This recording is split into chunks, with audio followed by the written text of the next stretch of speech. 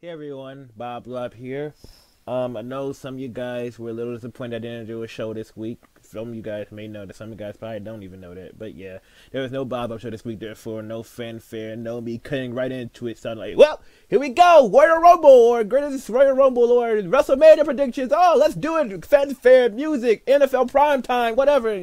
No, this is a little bit more chill. I'm at home. I'm in the comforts of my home. I did promise that I was going to give you guys some predictions for Backlash, and we're going to do that right now. So you know what? I did say that there's going to be no Backlash. I lied. I pulled an Eddie Guerrero. I lied. I cheated still. It is time for Who You Got on this special YouTube version of the Bob Lop Show? Question mark. Whatever. Hit the damn music. It's Who You Got on the Bob Lop Show. WWE Backlash Pay-Per-View this Sunday, WWE Network. Been there last year, I believe, for Jinder Mahal's WWE Championship victory over Randy Orton. But that was a year ago in Chicago. This is not in Chicago. Money in the Bank is in Chicago. That's next month. But that's next month. This is now Who You Got Backlash. Starting with a tag team match, player. Starting with the tag team match. Don't know why they're put on a pay-per-view. Honestly, considering what they're doing right now, you could have gave all four of these guys a night off. But nonetheless, Braun Strowman and Bobby Lashley going against Kevin Owens and Sami Zayn. Not a pre-show, it's on the main card. Just looked at it. The only match that is on a pre-show is Bayley versus Ruby Riott, and I would not be giving predictions for that. I would be giving predictions for this. And obviously, in my opinion, it's obvious that Braun Strowman and Bobby Lashley will be going over. This is a nothing match. It's probably put after one of the championship matches. This is a cool down period. As much as Braun Strowman is over, and as bad as the job they're doing at Bobby Lashley out the gate, you know, you got to give them something to be happy for. So, there's a cool down. There's a bathroom break match, unfortunately, because none of these guys deserve to be part of a bathroom break match. But it is what it is. And Braun and Bobby Lashley will be getting the W. Next match on Who You Got? Daniel Bryan versus Big Cass. Now, I didn't do a show this week. A lot of mixed opinions on Big Cass's recent promo, the one where he brought out a little person, someone very, very, very small. I don't know what the proper term is for it, and I do not want to offend it, so I apologize if I did. But it was a crappy promo, in my opinion. It was a terrible promo, in compared to his first promo when he was on Miz TV the week before. His promo was terrible. Boring. I'm surprised there weren't no boring chants in Canada, but it is what it is. But hopefully, in my opinion, hopefully Daniel Bryan goes over. He just came back. He got to win at WrestleMania with a tag team match that was pretty underwhelming with Shane McMahon over Kevin Owens and Sami Zayn. Hoping Daniel Bryan continues his hot streak, makes Big Cass taps out. Big Cass can proceed to go on for the U.S. title or something against the winner of that feud. And, you know, I'll give my for that in a second, in a few minutes. Next match, Carmella, who's the women's champion, SmackDown women's champion, cashed in on Charlotte Flair after the Iconics, or the Iconic Duo, as they were known as in NXT, attacked Charlotte after her match with, I believe, Natalya. I don't know if I'm right or wrong, or they just attacked Charlotte in general after a promo. My memory's a little bit hazy on that, but nonetheless, I'm taking Carmella to retain. I'm sure Charlotte will get her belt back at some point. Asuka and Charlotte, this won't be the end of that feud. That WrestleMania was only the beginning, but this just for the time being on standstill. But I'm gonna say Carmella keeps it. She has another month or two with this title, up until she ultimately loses to Charlotte once again. Next match for the Raw Women's Championship, Nia Jax versus Alexa Bliss. Same reasoning. Nia's a face, you know. Alexa Bliss to Cowardly Hell. She's doing these great promos. Talk about from bad promos earlier about Big Cass to great promos. These anti-bullying, and I'm a big advocate for anti-bullying. So I love that even more. Even these kind of PSAs, which I love doing too. So all that stuff, Alexa Bliss is doing a phenomenal job. No pun intended. She's doing a phenomenal job with these promos.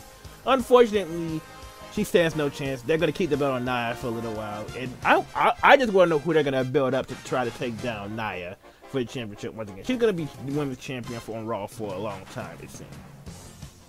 Randy Orton versus Jeff Hardy, U.S. Championship. Randy Orton and Jeff Hardy, they seem to be on good terms for the most part, up until last Tuesday on SmackDown after their tag team victory. Randy Orton gave Jeff Hardy an RKO out of nowhere. And according to the announcer, it was just out of Randy Orton saying, hey, look, I may like you, but I'm sending a message that I'm after your title. You know what? Looking at this card, I'm just going to say it right now. Looking at this card, it seems like it's going to be a little bit like the quote-unquote greatest Royal Rumble, where not much changes in terms of title, in terms of titles and things like that. It might be the same thing. It might be the greatest Royal Rumble without the pyro in terms of results, and with more women. But I digress on that. But again, I'm saying Jeff Hardy wins. Intercontinental Championship. Speaking of titles staying the same, I expect Seth Rollins to beat The Miz, even though it would be cool to see The Miz get their Intercontinental Championship, but Raw needs their Intercontinental Championship. And I like Seth Rollins. If Seth Rollins, shout out to Canada, by the way. Real quick, I just want to bring this up.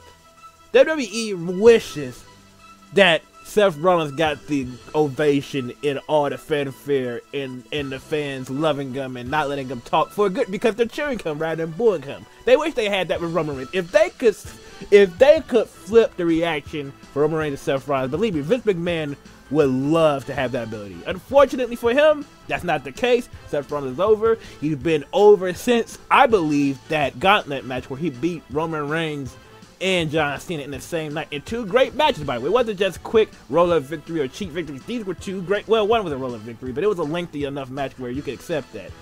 But he's been, in my opinion, he's been over since then. That revitalized, that rebirthed his face run that has been pretty stagnant and pretty lackluster up until then. But I'd say Seth Rollins keeps the belt. His next feud will be with a guy that currently is not on the card, Finn Balor. Now let's go to the WWE Championship. The phenomenal AJ Styles going against Shinsuke Nakamura, or as the Steller Monster would call him, Nutcracker Nakamura. Because what we've been seeing from WrestleMania and onward, every single week, Shinsuke Nakamura been giving AJ Styles the low blow. That might as well be a signature in the next WWE 2K game. It's a low blow. Turn into the new Ric Flair in terms of that. But it's no disqualification this time. Their match at the Greatest Royal Rumble was better than the WrestleMania match. It was much better. I liked the WrestleMania match. Don't get me wrong, I liked the WrestleMania match. But we didn't know, which we knew was just the start of something. Great Royal Rumble match was what I feel like they should have had at WrestleMania. But that ended in no contest because, you know, they both could have answered a 10 count.